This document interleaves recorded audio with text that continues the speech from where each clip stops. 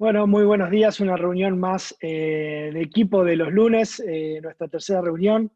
Ya novena semana de cuarentena, algunos más, otros menos, más estricta, menos estricta, trabajando desde casa, esperando que se reactive todo. Bueno, son diversas las realidades que estamos viviendo, pero bueno, nos alegra mucho tener tantos conectados hoy y vamos a tener una mesa más que interesante con gente distribuida en muchas partes de la provincia de Buenos Aires y del resto del país, oyentes de todos lados, y también van a participar de esta mesa de novedades. Tenemos desde San Miguel del Monte, desde Tandil, desde La Pampa, Pringles, tenemos gente de todos lados, así que bienvenidos, bienvenidos a todos. Vamos a estar con Hugo Rossi, con Matías Alonso, se va a estar sumando Martín, Carlos, y bueno, vamos a tener una invitada muy, muy especial, una referente en mercados que nos va a aportar muchísima información. Para los que se están sumando por primera vez, ¿cuál es nuestra idea en esta reunión de equipo de los lunes? Es compartir novedades, brindar herramientas, últimas noticias con todo lo que tiene que ver con el universo fiscal, impositivo, legal, de administración de empresas y de mercados para que productores, empresarios y pymes puedan arrancar un lunes con todas las novedades, las reglamentaciones, leyes, normas que salieron en el boletín oficial y de esta manera poder tomar mejores decisiones. Es una ayuda y un acompañamiento que hacemos para todos los productores y las pymes de Argentina. Le agradecemos mucho a todos los que se están sumando, también a Mauge, que está haciendo un gran trabajo como administradora de la cuenta de Agromanagement, y le doy la bienvenida a Hugo Rossi, que va a ser quien va a iniciar esta reunión de los lunes con las últimas novedades en materias de legales y otras cosas. Hugo, buen día y todo tuyo. Buen día, Gonza, buen día para todos. Espero que hayan tenido una buena semana.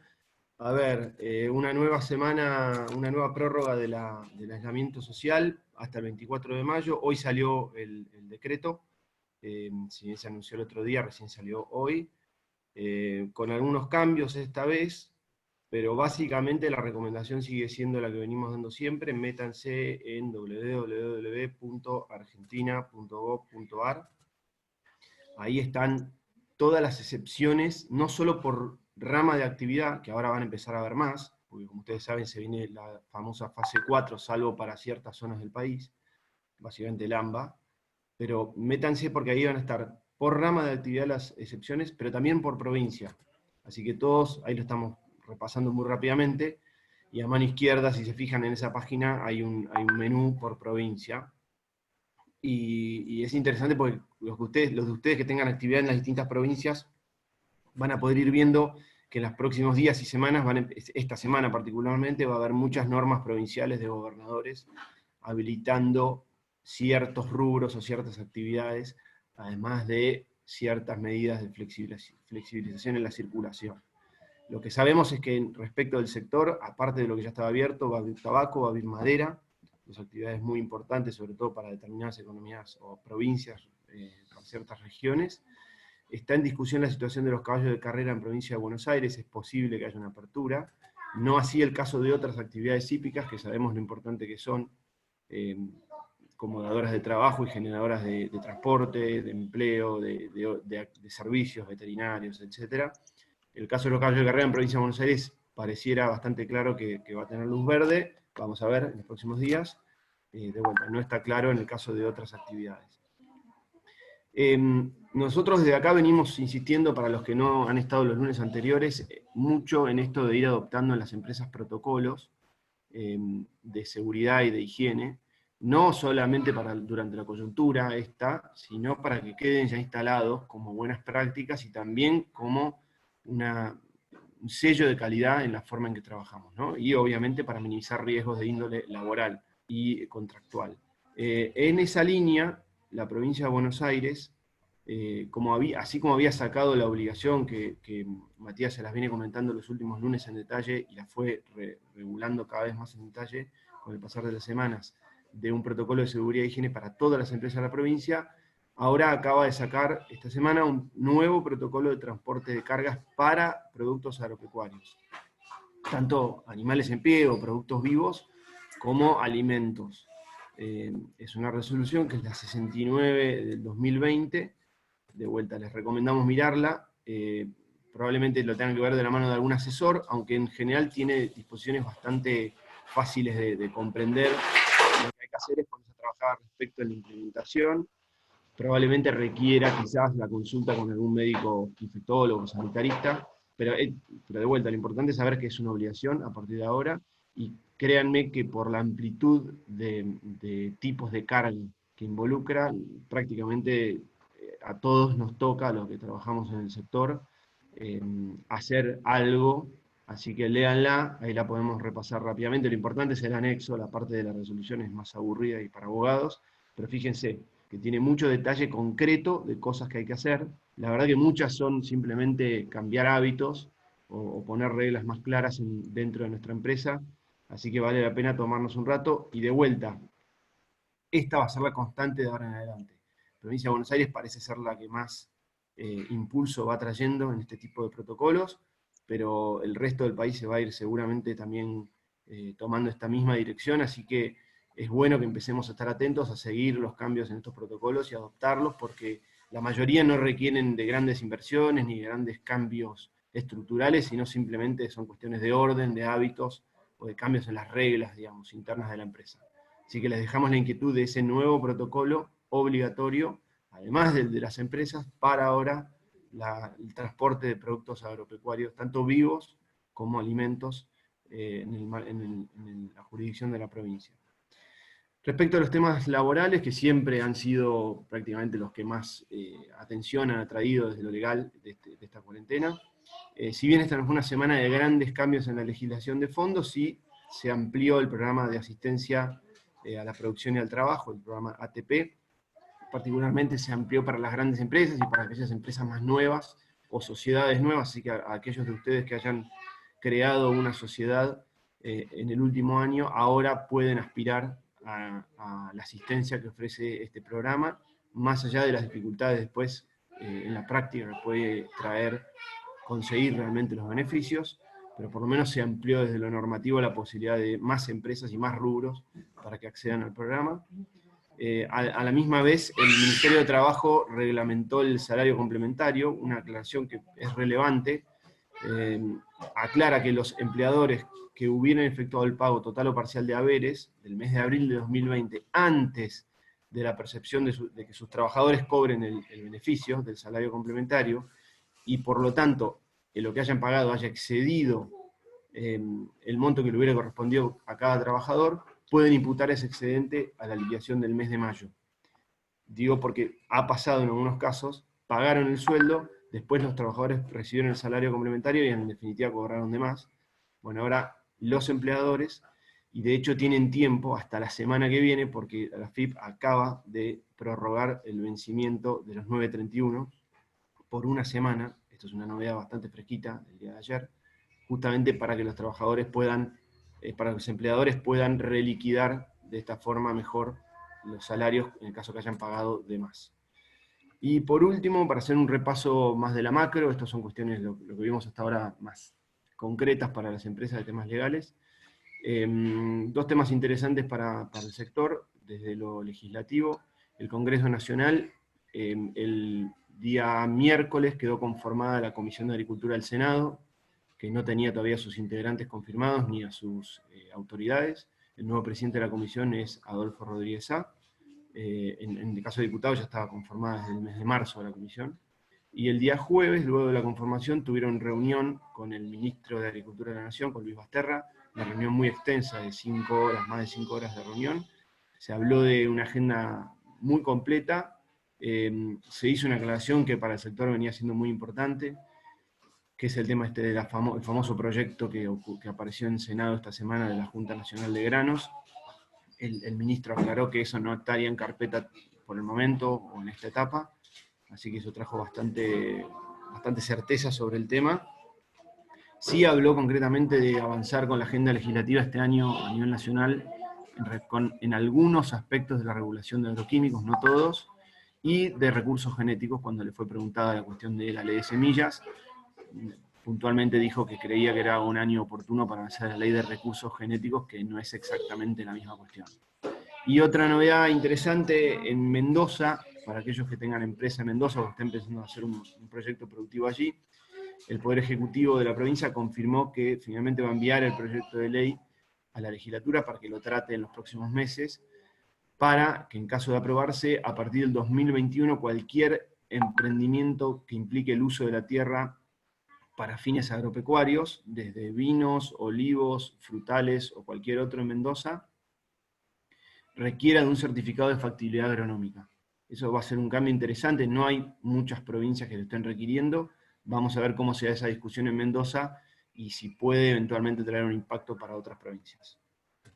Con eso te diría que estamos con el repaso, Gonzalo. Bien, muchas gracias, Hugo. A todos los que están conectados ahora les decimos que cualquier pregunta que tengan, tanto para Hugo como para Matías, como para nuestra invitada, Martín, lo pueden escribir en el chat, va a llegar a la Administración de Agromanagement y nosotros vamos a leer esa pregunta acá durante la conversación. También vamos a estar haciendo unas preguntas a modo de encuesta a través de la herramienta para que nos responda y también ir mejorando esta reunión de equipo de todos los lunes. Y cualquier duda, si quieren que compartamos los links que estamos compartiendo en pantalla, los gráficos, nos pueden escribir a agromanagement.global@gmail.com. Ahora lo vamos a poner en el chat para que todos lo vean. Y de alguna manera este intercambio nos va a ir nutriendo y nos va a ir llenando de posibilidades de mejorar más aún la información que estamos brindando. Les sigo dando la bienvenida porque se sigue sumando gente. Y vamos a darle paso a Matías Alonso para que nos cuente un poco las novedades que nos trae esta semana y algunas reflexiones muy interesantes que siempre tiene Matías con respecto a los liderazgos, a la reconversión y a cuestiones comunicacionales de la administración de empresa que son muy interesantes. Así que, Matías, todo tuyo, buen lunes y bueno, te escuchamos. Bueno, buen día a todos. Ahí estaba escuchando, muy interesante todo lo que siempre dice Huguito. Todo de lo que viene pasando semana a semana, Huguito, Juan Manuel y Martín, es mucho más interesante de creo que lo que puedo decir yo. De hecho, ahí Huguito la escuchaba a Esme y a Lolo de fondo, creo, ¿no? Estaban un poco a los gritos. Que espero que estén bien. Yo lo que hoy les quiero comentar es algo que se viene viendo hace un tiempo, de esto de... Hay como frases o cosas que al principio de la pandemia necesitábamos encarecidamente, y hoy en día suele pasar, o por lo menos a mí me pasa, que creo que si me pasa a mí le debe pasar a varios más, que escuchábamos determinadas cosas que decimos la volvemos a escuchar más y tiramos algo por la ventana.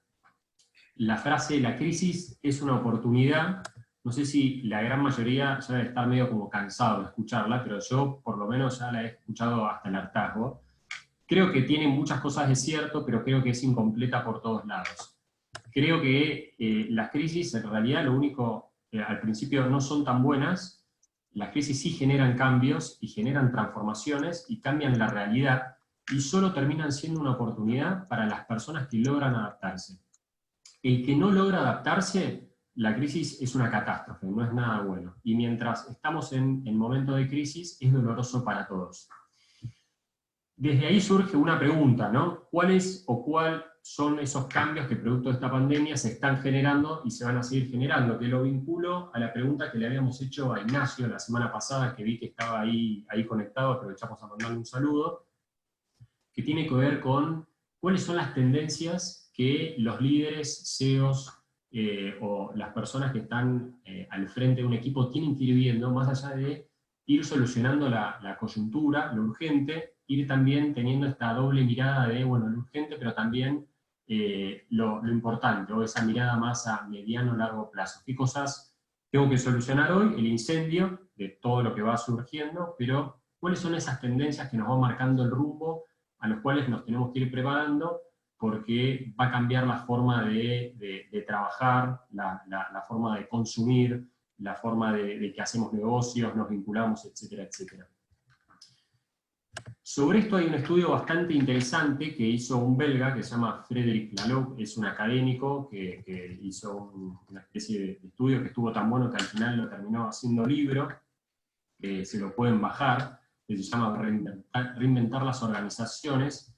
Él lo que fue viendo es que a cada salto, a lo largo de la historia de la humanidad, ante cada salto evolutivo en la conciencia de las personas y de cómo se vinculaban culturalmente y cómo se vinculaba la sociedad, la política, lo social, etcétera, etcétera, etcétera, eso generaba también un impacto en la manera en que se comportaban las organizaciones y las personas dentro de las organizaciones, los sistemas, los procesos, etcétera, etcétera, etcétera.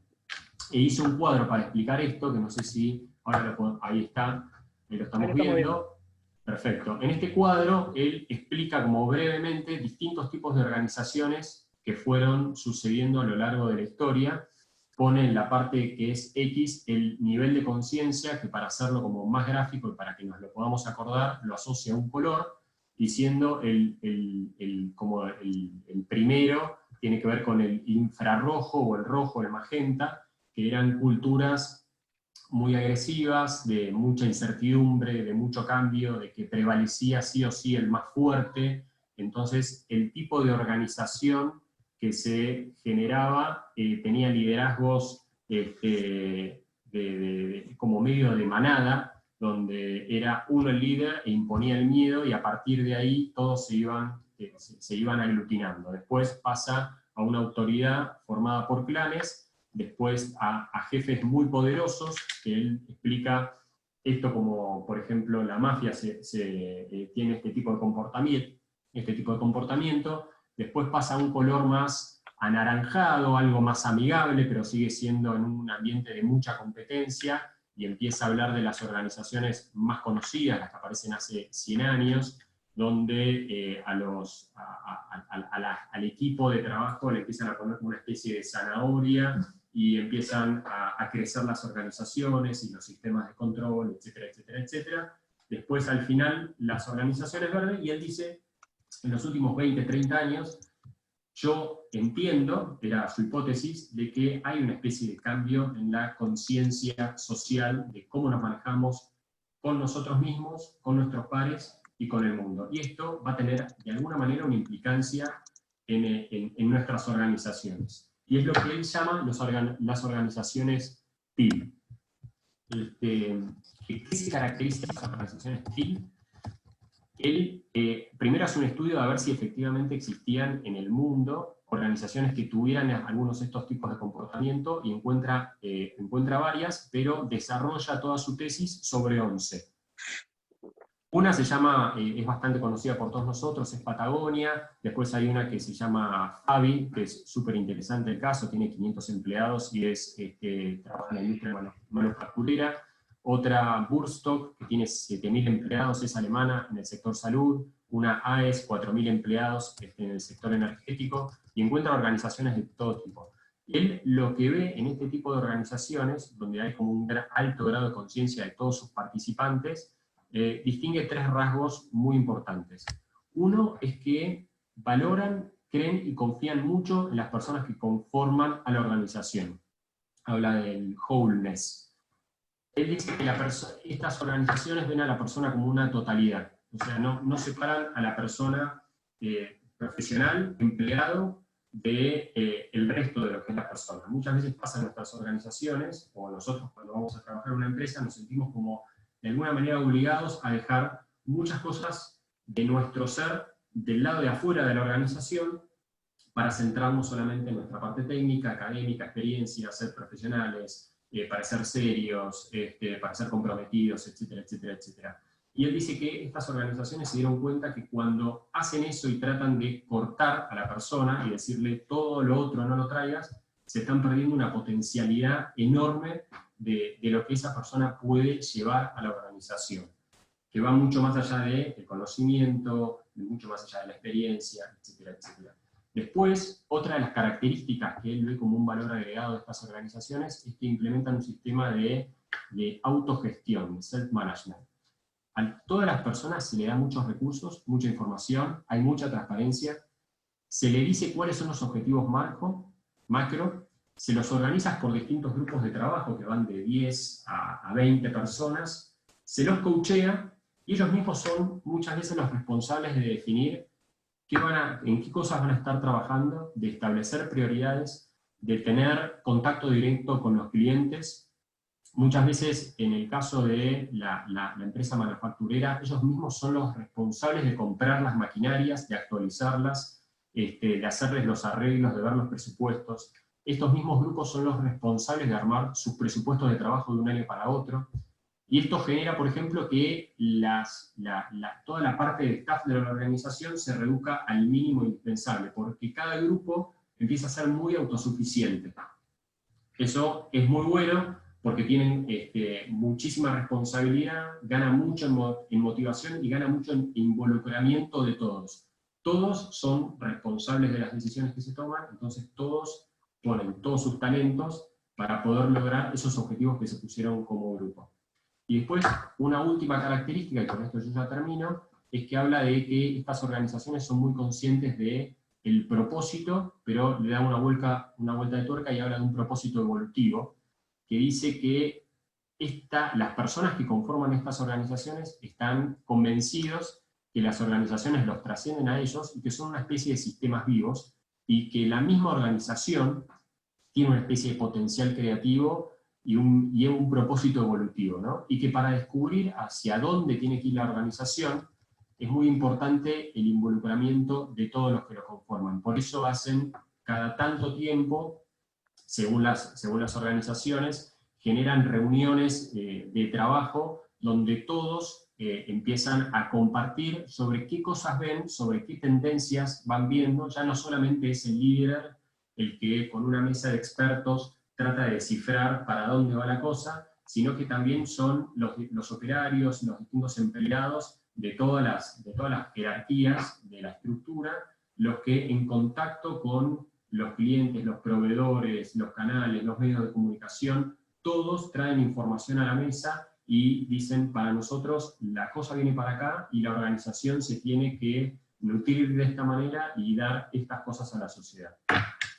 ¿Por qué me parece importante hoy traer esto? Porque si hablamos de tendencias, yo estoy convencido que esta pandemia va a acelerar algunas cosas que se venían dando, y una de las cosas que todo el tiempo estamos diciendo, o muchas veces escuchamos, es que, o por lo menos queremos creer desde un lado optimista, que todo este sacrificio que estamos haciendo nosotros, y todo esto que nos está costando esta pandemia, va a traer algún cambio también humanamente, en la forma de que nos vamos a vincular, relacionar, etcétera, etcétera.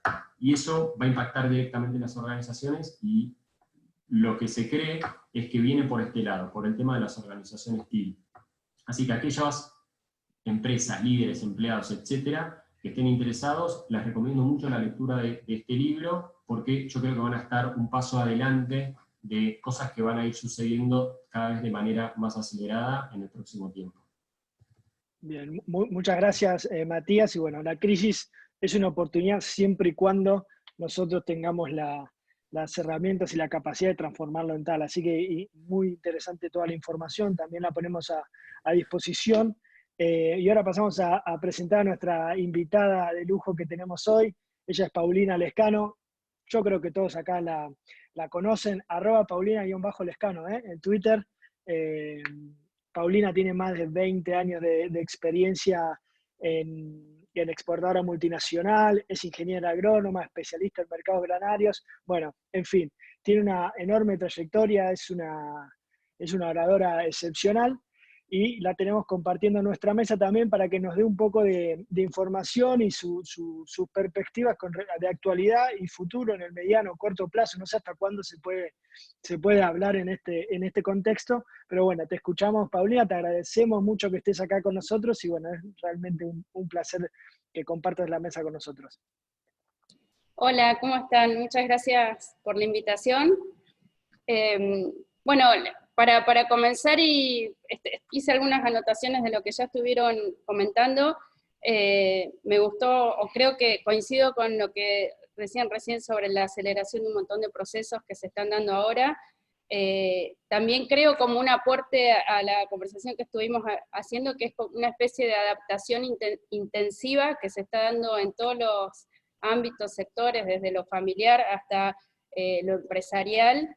Y respecto también a lo que decía Hugo al comienzo, creo que todas estas implementaciones que se están dando también en una forma casi obligada respecto a los protocolos de producción en toda la cadena, creo que también nos permite adaptarnos justamente a lo que se viene, y creo que va a ser fundamental seguir, coincidiendo con lo que decían acá, seguir con esos protocolos para tener sistemas de producción mucho más eficientes, y que en definitiva creo que es hacia dónde vamos a nivel mundial respecto a la demanda de alimentos en general.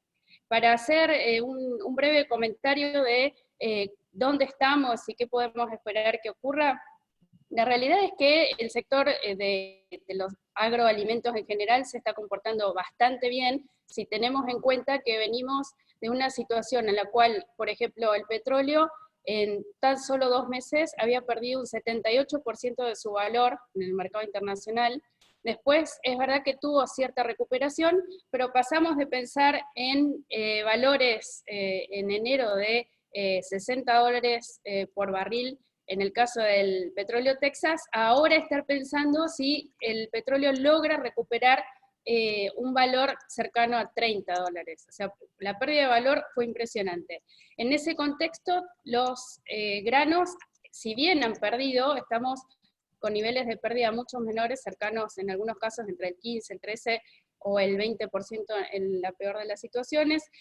Los más perjudicados, dentro de los principales granos que seguimos siempre, la soja y el maíz, con valores que, más allá de las recuperaciones en estas últimas ruedas, están prácticamente en los mismos niveles mínimos que en el 2009.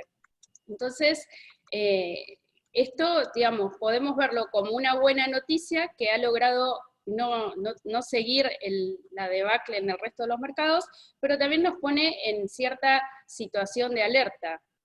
¿Hasta cuándo los granos pueden seguir totalmente independientes de lo que pasa con el resto de los mercados? Otro dato que creo que es importante en medio de esta situación es no olvidar que el maíz quizás es el que corre más riesgo de tener caídas adicionales, porque ya todos los que estamos aquí, todos sabemos que el 40% de lo que se consume de maíz en Estados Unidos va a la industria del etanol. Eso quiere decir que estamos hablando de, en los últimos años, un volumen entre 137 y 140 millones de toneladas de maíz que se transforman en etanol. Entonces, automáticamente, si estamos hablando que el petróleo tuvo una caída tan significativa, justamente por una fuerte caída de la demanda de todos los combustibles, automáticamente esa caída por ejemplo, la gasolina, las naftas en Estados Unidos, que ha llegado a niveles récord de caída, se transforma en menos demanda de etanol, y lo mismo que vimos en el caso del petróleo, de petróleos negativos, en donde hacía falta, digamos, una capacidad de almacenaje para poder recibir ese petróleo que se estaba produciendo, lo mismo ha pasado con la industria de etanol. Entonces, hay elementos que nos ponen en alerta, teniendo en cuenta que puede haber alguna baja adicional. No me quiero extender, Gonzalo, que me gusta mucho hablar. Podés hablar tranquila, podés hablar tranquila. ¿Sigo bien? Bueno, tendría que tener acá un timer. Es interesante, dale. Pero bueno, ¿a dónde voy con esto? Creo que la banderita de alerta está puesta en que esa industria de etanol está lastimada, más allá que haya un corte obligatorio. La realidad es que muchas plantas, si no les daba el margen, han cerrado. Sumado a eso, no tienen capacidad de almacenaje, entonces no siguen produciendo, no demandan el maíz, y en definitiva eso es más maíz, digamos, que queda acumulándose en el lado de la oferta. Si a eso le agregamos que también todo lo que es la industria de carnes está con graves problemas, porque en Estados Unidos la situación del COVID se ha salido de control, entonces tienen muchas plantas frigoríficas también cerradas por contagios de operarios, tanto de lo que es producción de carne de cerdo como de vacunos, hace que esa demanda en definitiva también de maíz para forraje también se vea lastimada. Entonces es un combo, y si a ese combo le agregamos que están avanzando con la siembra fuertemente, con una expectativa de aumento de área, que mañana vamos a ver qué nos dice Luzda respecto a la situación de oferta y demanda, pero en el último estimación que hizo Luzda hablaba de 3 millones de hectáreas más de maíz a sembrarse en Estados Unidos. El lunes pasado ya llevaban sembrado un 51% de esa área. Hoy es muy probable que estemos hablando de un nivel de arriba del 60% ya sembrado. Entonces, estamos hablando de una expectativa de producción que, si todo sigue bien, muchos hablan de que puede ser de 400 millones de toneladas. Entonces tenés por un lado la demanda lastimada, y por el otro lado, avanzando en el tiempo hasta que esto se vaya solucionando, y por el otro lado una oferta que sigue con expectativas de seguir creciendo. Entonces, parece muy riesgoso los precios que estamos viendo hoy de maíz en Estados Unidos, más allá de que veamos días de subas como datos positivos, pero creo que son elementos a seguir muy de cerca. Quizás la buena noticia en todo esto es que ese consumo de gasolina, yo hago así porque me gusta ver los gráficos, entonces me estoy acordando del gráfico, cuando ese consumo de gasolina que se destruyó en Estados Unidos, pensemos que en las últimas semanas sí da la sensación que encontró un piso, y a partir de ese piso ve una leve recuperación de consumo. Si realmente Trump logra hacer que la economía vuelva a reactivarse en medio de esta pandemia, porque la realidad es que ahí sí tienen problemas de contagios preocupantes, ese puede ser un dato de sostén o de piso también para lo que es la industria de etanol. Pero bueno, creo que quizás el que más riesgo tiene de mayores caídas de precios en el mercado internacional sigue siendo el maíz. Sí.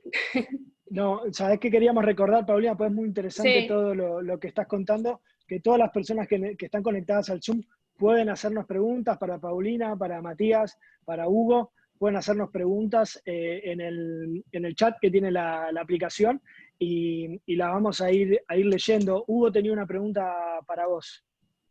Sí, Pau, a ver, esta va más como empresario del sector que como abogado del sector. Lo que nos está pasando a nosotros en nuestra empresa, y veo que nos pasa en la zona, es que tenemos una muy interesante relación de insumo-producto, que de hecho es una de las razones, además de que nos llovió bárbaro acá, por las cuales estamos manteniendo el área de trigo, incluso aumentándola un poquito. No sé si es algo que se pueda prever desde los mercados, pero la pregunta es si vos ves que esa relación, que a mi manera de ver es tan hoy ventajosa de insumo-producto, se va a mantener en otros productos, y particularmente pensando en la gruesa, ¿no? Porque las decisiones de siembra de gruesa las toma dentro de poquito, más allá de que en nuestra zona, por ejemplo, el maíz lo empezamos a sembrar a fines de septiembre, pero la decisión la tomamos en breve. La pregunta es...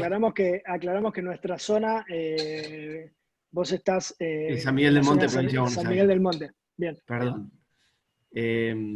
La pregunta es, ¿vos ves que esa relación insumo-producto, a mi manera de ver, tan buena para el trigo, va a estar en otros productos? ¿Se puede prever eso? Sí, yo creo que sí. Está buenísima la acotación que me haces, porque yo, digamos, estos mensajes que di recién están muy concentrados solamente en el precio, en este caso estaba hablando del maíz, pero sí es verdad que se viene viendo una reacomodación digamos, en todos los indicadores o los que determinan, digamos, tu margen bruto final. Si vos analizás la relación esa de insumo-producto que vos estás comentando en el caso del trigo, la semana pasada que salió el lanzamiento de la campaña de la Bolsa de Cereales Buenos Aires, justamente uno de los principales elementos que se ponía, más allá del precio por sí solo, del precio enero, era la excelente relación insumo-producto comparada con las campañas anteriores y a su vez con el promedio de los últimos 5 años. Yo creo que sí, que digamos, si entramos en una fase mundial en la cual los precios son totalmente distintos a los que logramos tener hace un año, o te diría previo al comienzo de la guerra comercial entre Estados Unidos y China, o sea, si estamos en otro contexto de precios similares a los mínimos del 2009 y esto se mantiene, yo creo que sí, que todos los elementos que componen tu margen bruto se van a ir acomodando de manera que estamos en una realidad distinta, ¿no? Entonces lo mismo que pasó con el trigo, creo que puede ocurrir con la gruesa, si es que, digamos, esto se mantiene en el tiempo, que yo creo que, sin ser economista, creo que es muy factible que esta situación que estamos viendo a nivel mundial de destrucción de los productos brutos de todas las economías, se siga manteniendo mientras que no se encuentre principalmente una vacuna para esta pandemia. Yo creo que todos los elementos se van a ir acomodando de manera que el productor siga produciendo, se pueda seguir produciendo alimentos, y bueno, con otros valores, ¿no?, de finales.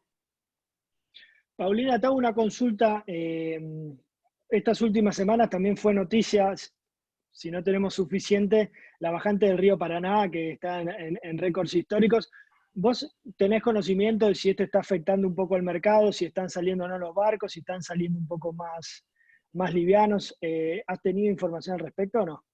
Bueno, eso venía pasando, sí, hasta la semana pasada, y ayer empezó a circular una noticia que hubo una caída de una de las paredes de los canales en el río, y eso, digamos, es una noticia más negativa todavía, porque a lo que vos comentabas de la bajante del río, lo que, digamos, resumiendo muy fácilmente, pasaba era que los barcos no podían completar su carga en upriver, entonces en muchos casos, además de que pagaban sobrecostos por tener que esperar a que esa situación mejore, o que tenían que ir hacia el sur para poder terminar las cargas, ahora se complicó la situación porque directamente no podían, digamos, transitar los barcos. Entonces, ahora tendríamos que ver al último momento qué es lo que está pasando con eso, si se puede resolver, pues eso sí sería muy malo, porque en esa situación de no poder transitar los barcos, directamente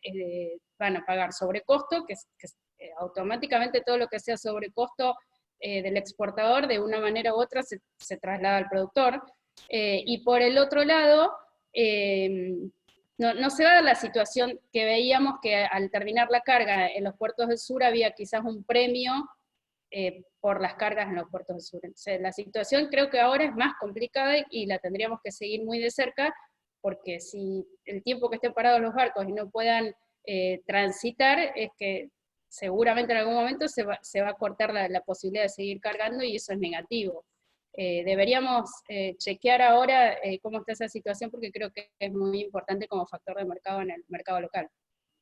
Totalmente. Uno está acostumbrado también a ver que, bueno, las cataratas se quedaron sin agua o un montón de cosas, pero bueno, hay una cuestión productiva importantísima que nos está afectando. En esta mesa siempre vamos con un ping-pong, Paulina, y tenemos una pregunta para Hugo. Ya venimos hablando desde el primer lunes también todas las cuestiones con respecto a las SAS, a las sociedades de acciones simplificadas. Hugo, hay una inspección general de la justicia que dictó una resolución para investigar la compra de bienes por sociedades de acciones simplificadas, por las SAS. ¿Vos tenés información de qué consiste esto?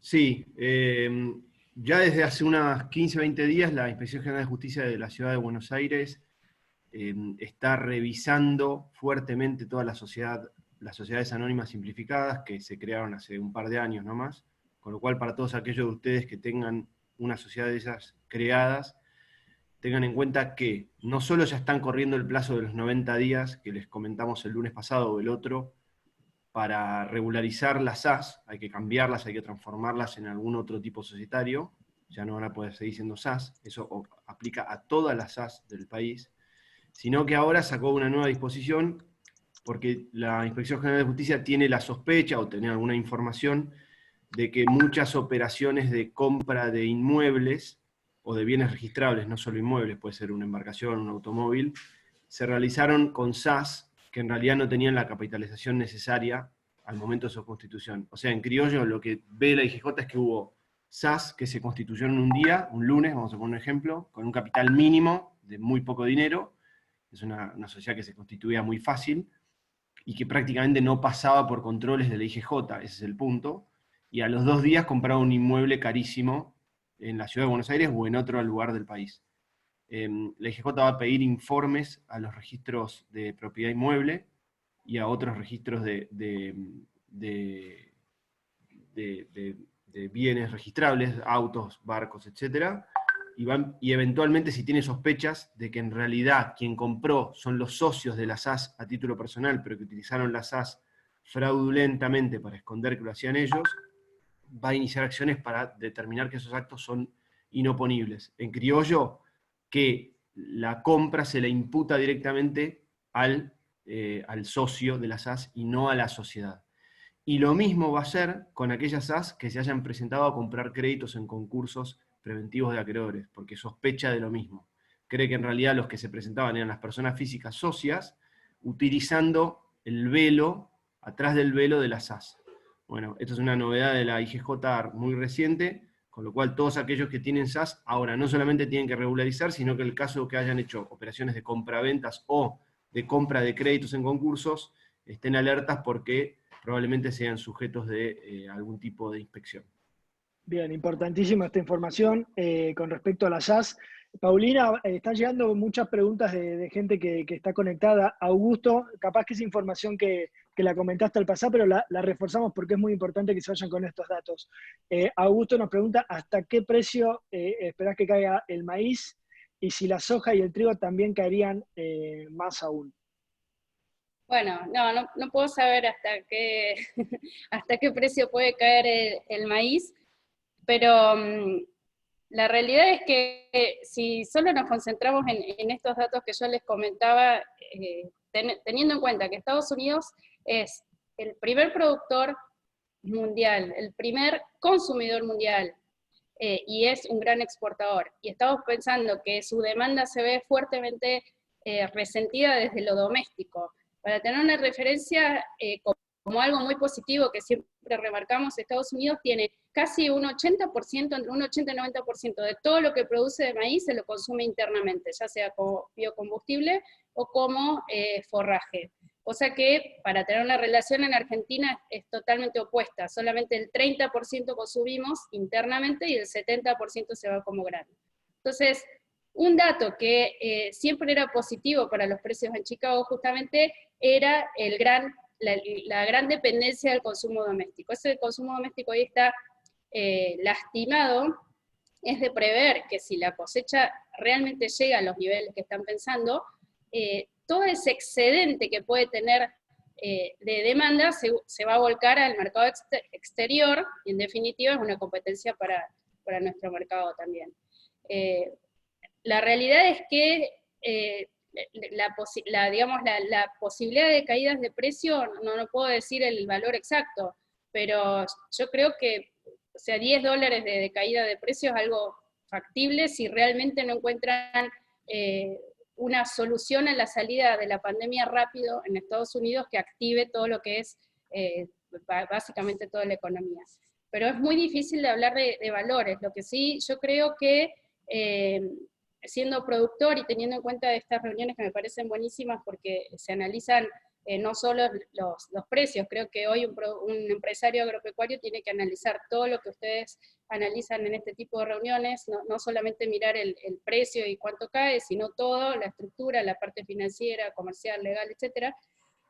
Yo creo que hoy el productor lo que tiene que hacer es, digamos, dentro de todo lo que hace, en un Excel poner la situación hoy, la situación espera que él tiene como optimista, y la peor situación de todas. O sea, me siento en el Excel y el precio del maíz le pongo $10 menos, y ni siquiera pienso que pueda hacerla peor, pero lo pondría como un ejercicio, pondría un 3% más de derechos de exportación, pondría el peor combo posible en tema precios, y ahí empiezo a tomar decisiones. Y respecto a si soja y trigo puede también verse contagiado por esta situación, pensemos que soja, más allá que, digamos, es otro grano y no tiene la misma estructura que en el caso del maíz, también se espera mayor área en Estados Unidos, seguramente mayor producción. Sudamérica ha venido bien, estamos a nivel Sudamérica es más del 50% de la producción mundial de soja. Esta campaña fue buena, seguimos ofreciendo soja en el mercado. La situación entre Estados Unidos y China, más allá de las noticias que ahora sí, supuestamente China reactiva las compras para no perder digamos, lo comprometido en la fase 1 en en esta resolución de la guerra comercial. La realidad es que hoy no se ve una fuerte demanda de China hacia Estados Unidos. Sí compró fuertemente desde Brasil, o sea, las noticias van y vienen, pero creo que justamente como son productos relacionados, en definitiva, a lo que es el consumo forrajero, si el maíz sigue teniendo una posibilidad de baja, la soja obviamente que va a seguir también esa tendencia, ¿no? Y bueno, y el trigo, en definitiva, ahora hemos visto en las últimas ruedas que no se escapó de lo que pasa también con trigo y maíz, ¿no? Una más cortita, porque tenemos bastantes preguntas y se nos ha pasado rapidísimo el tiempo. ¿Cómo ves el precio del girasol en sus diferentes productos? Bueno, el girasol o sea, hoy en día mirándolo como, si lo comparamos con soja, tiene un super precio. El girasol, creo que lamentablemente la situación que vemos en nuestro país desde hace muchísimos años, que no sé si decirle que tiene un mercado escondido, pero no es un mercado tan transparente como sí es el resto de los granos, en donde tenés cotizaciones en las bolsas, y digamos es un mercado con mucha más cantidad de mercadería, compradores, vendedores, etc. Hemos visto que cada vez los compradores son menos, en el caso del girasol. Es muy distinta la situación que puede tener alguien que está produciendo en una zona donde todavía hay fábricas que el que solo puede vender a exportación. La verdad que creo que es un mercado que poco a poco se va transformando casi en una especialidad, lamentablemente, pero digamos, definir una tendencia de precios aislado, si lo considerás, no se puede separar de la tendencia global que estamos hablando de posibilidades de nuevos precios, ¿no? Y por el otro lado va a depender mucho de la zona de cada uno de los productores, y guardarlo o no también depende justamente de esa estrategia. Si estamos hablando de una fábrica que tiene demanda a lo largo del año es una cosa, si estamos pensando que solo va a ir a un exportador que va a tener necesidades puntuales, la situación es distinta. Es difícil generalizar una visión, digamos, en el caso del girasol. Traté de ser breve, Gonzalo. Bien, gracias, Paulina. Matías. Yo tengo una pregunta para Huguito. La semana pasada o la anterior, vos, Hugo, habías hablado sobre temas de hackeo con todo esto de lo virtual que estábamos viviendo y distintas recomendaciones y cómo implementar diversas medidas de seguridad. Pero también en esa línea se está escuchando otra vez que aparecen casos de inseguridad en los campos, rotura de silobolsas, por ejemplo.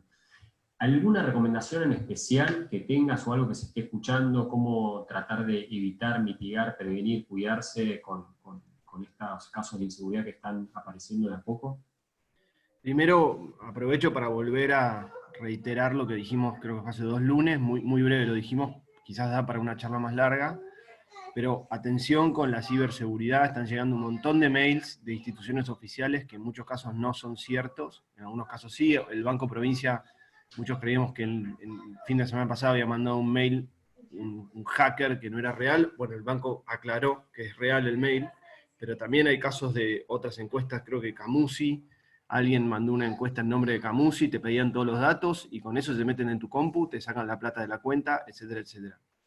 Insisto en que esta nueva etapa de teletrabajo y de estar más conectados tiene ventajas, pero no podemos tomarla así nomás, hay que tomar medidas de ciberseguridad. Vuelvo a lo mismo porque hay muchos datos personales, pero también mucho dinero en nuestras contraseñas, en nuestras home banking, etc. Así que tómense un tiempo, lo mismo para cuidar la seguridad de sus empleados y la familia de sus empleados. Y obviamente, con lo que vos decís vos, Mati, época de cosecha en buena parte del país, vuelve a pasar lo que pasa siempre, rotura de silobolsa.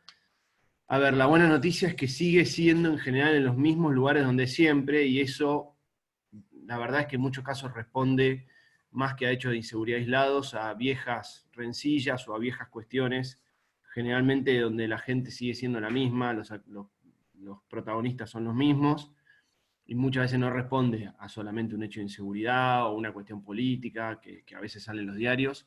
Esa, si querés, es la, entre comillas, buena noticia, y es que no es que hay una propagación de este tipo de cosas, pero hay una recomendación concreta que a los productores nos cuesta y que es bien clara. No hagan las denuncias de cualquier hecho de inseguridad, rotura de silobolsa, robo de hacienda, lo que sea, en las policías. Háganlas en las fiscalías. A veces nos da fiaca porque estamos trabajando con 1000 cosas y la fiscalía no queda justo en nuestro pueblo, sino que la fiscalía a cargo de nuestra zona está en el pueblo de al lado y hay que hacer más kilómetros, y es un lenguaje que nos incomoda, no estamos acostumbrados, etcétera, etcétera, y parece más fácil ir a la policía, que lo conocemos al comisario, y decirle lo que pasó. Pero sepan algo, la enorme mayoría de las denuncias que hacemos en la policía, aún con policías diligentes y comisarios diligentes y responsables, no terminan formándose expedientes y no se terminan investigando. En el caso contrario es que cuando hacemos la denuncia en la fiscalía, el 100% de los casos se forma un expediente y hay una investigación. Entonces, es un poco más engorroso, lo reconozco, a veces hasta hay que contratar a un abogado, llamar a nuestro abogado de confianza del pueblo. Nosotros tenemos modelos que hemos circulado en su momento de cómo hacer denuncias, pero hagan las denuncias en la fiscalía. Es la única manera de a poquito ir realmente generando un freno, poniendo un freno a este tipo de prácticas. No solo la del silobolsa, sino cualquier otra. Y aprovecho, si me permitís, Gonza, recojo el guante de Matías. Yo pensaba, te escuchaba sobre las prácticas TEAL, o no sé cómo se pronuncian, TEAL, y pensaba en la gente que nos está escuchando y cuán diversas son las empresas del sector agropecuario, ¿no? Hay desde productores primarios, empresas de servicios, industrias, etcétera, corredores, exportadores. Este libro que nos mandaste a leer en la semana y que nos vas a tomar examen el lunes que viene, ¿da pautas para aplicar a todo ese diferente universo de situaciones? O sea, no es lo mismo una empresa familiar agropecuaria que produce solamente, que es ganadero, por ejemplo, que es agricultor, a una gran industria. Son estructuras jerárquicas muy distintas, son trabajadores muy diferentes. ¿Sirve para todo el mundo? TIL es. Creo que la traducción es magenta. Sí, en el libro, sobre la última parte, ya directamente, si quieren ir a la duda de Huguito y van a los bifes, es como en los últimos capítulos da como pautas o recomendaciones para ir adoptando algunas de estas prácticas. Si se puede, yo creo que sí, y yo creo que como que vamos hacia eso. No necesariamente todas las organizaciones tienen que tener este tipo de prácticas, pero cada vez más va a ir pasando de que las organizaciones vayan adoptando este tipo de prácticas que implica mucho más diálogo, mucha más escuchar a la persona que está en contacto con los fierros, con la gente, con la venta, etcétera, etcétera. De hecho, el estudio se centró solamente en empresas como más grandes, como para demostrarles como, bueno, esto es algo que hay empresas grandes, reconocidas, con muchos empleados que lo están haciendo, pero hay un sinfín de empresas chiquititas que seguramente en el agro ya hay muchas de estas prácticas que ya deben estar implementadas. Y uno quizás no lo sabe, pero ya lo hace. Y si se quiere implementar, siempre que hay que hacer un cambio a uno le cuesta, pero el otro día escuchaba a una persona que dirige una gran multinacional que decía que estaban trabajando con planes para ver de empezar a impulsar y desarrollar el tema del home office, y decía, nuestras mejores previsiones, decíamos que en 3-4 años íbamos a estar haciendo lo que desde que empezó la pandemia lo empezamos a hacer en 10 días. O sea, en definitiva, cuando las papas queman, lo agarramos y nos alineamos todos y empiezan a funcionar las cosas. Yo creo que esta pandemia, como veníamos hablando anteriormente, va a acelerar algunas cosas. Y además también vienen las nuevas generaciones, que las nuevas generaciones son los que traen un poco este nivel de conciencia de quiero trabajar, pero mi aporte en las organizaciones tiene que ayudar a un bien mayor, y no solamente al bien mayor de la organización, también me tiene que ayudar a mi propósito propio, y cuando hay macheo entre el propósito de la organización con el propósito mío, es un ganar-ganar espectacular, que todo se potencia, con lo cual yo creo que vamos tendiendo hacia eso. Mi parecer es que la pandemia lo va a acelerar en muchos casos. Bien, gracias, Matías. Paulina, estamos casi sobre el final, pero hay una pregunta más de Juan Fernando González Martín, que está conectado, que te pregunta qué pensás del efecto mundial de retención de granos sobre el precio de los agrícolas. ¿Cómo? ¿Qué pensás del efecto, está escrito así, ¿qué pensás del efecto mundial de retención de granos sobre el precio de los agrícolas? ¿Se están reteniendo granos los productores? ¿Esto pasa en Argentina? ¿Pasa en algún otro lado? Sí, bueno, en Argentina la realidad es que no están reteniendo granos comparado con otros años, no es así, como para tener una referencia, de acuerdo a los datos del Ministerio de Agricultura, que digamos están hasta donde los vi, hasta el 29 de abril, recién los chequeé, estaban, hoy entre maíz, trigo y soja de esta campaña hay 45 millones de toneladas que tienen precio, cuando el año pasado a la misma altura había 35 millones de toneladas con precio. Y tengamos en cuenta que si lo comparáramos en porcentaje sería mayor todavía, porque el año pasado la cosecha de soja fue también mucho mejor.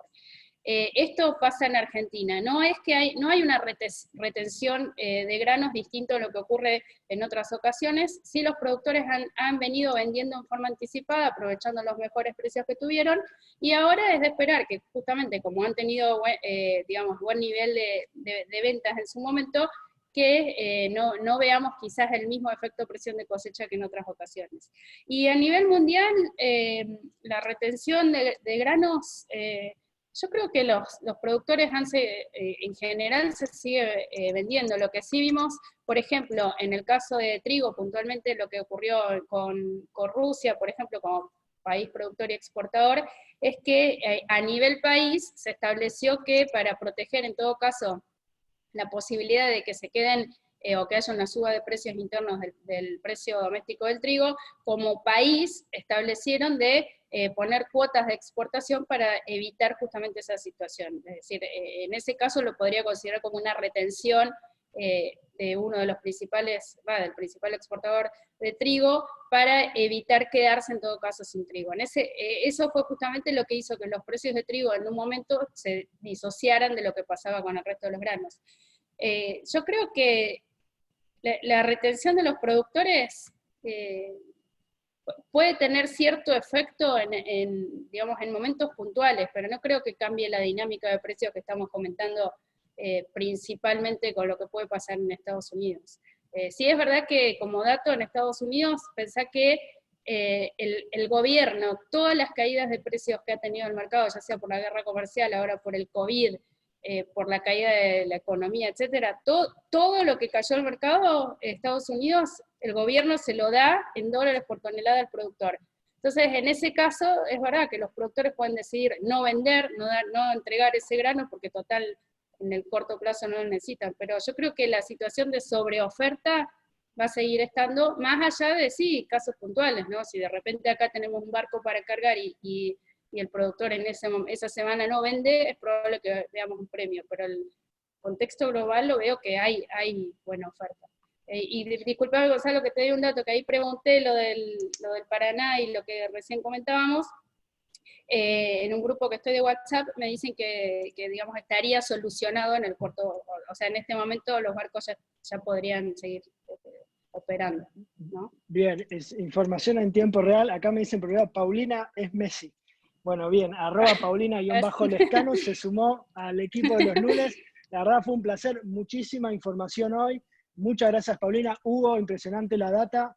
Matías también, la verdad que fue un lunes, es muy lindo arrancar la semana así. Acá ven que me da el sol por la ventana. Cualquier consulta que nos quieran hacer, sumar información, preguntas o algún tema que les interesa a todos los que nos están escuchando para hablar el lunes que viene, nos escriben en agromanagement.global@gmail.com, y toda esta conversación obviamente también fue grabada y la vamos a estar subiendo a YouTube para que la puedan ver, tomar nota con detenimiento. Fue información muy interesante, me están escribiendo, mucha repercusión por lo de los mercados, mucha repercusión por las SAS, los consejos también y las reflexiones de Matías, así que ha servido mucho. Yo creo que es información de mucha utilidad. Acabamos de poner el mail de agromanagement.global@gmail.com en el chat para que todos lo tengan. Muchas gracias a todos, muchas gracias también a Mauge, que hizo un gran trabajo en la cuenta de Zoom de Agromanagement, coordinando todo, compartiendo pantalla. Nos vemos el lunes que viene y quedamos en comunicación durante la semana. Muchas gracias, Paulina, fue realmente un gusto. Bueno, gracias, lo felicito por esta iniciativa. Muchas gracias, buena semana. Buena semana para todos. Hasta luego.